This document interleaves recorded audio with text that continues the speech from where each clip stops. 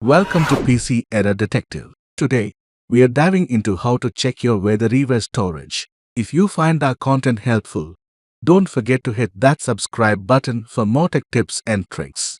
To begin, locate the WeatherRiver icon in the Windows notification area at the bottom right of your screen. Click on it, and a small window will pop up. Here, you'll see a gear icon which represents the settings.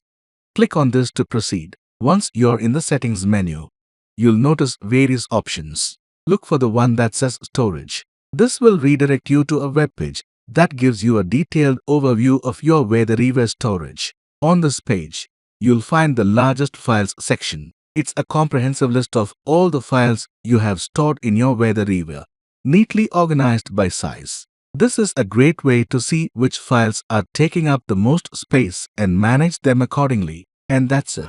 Thanks for watching, and we'll see you in the next video.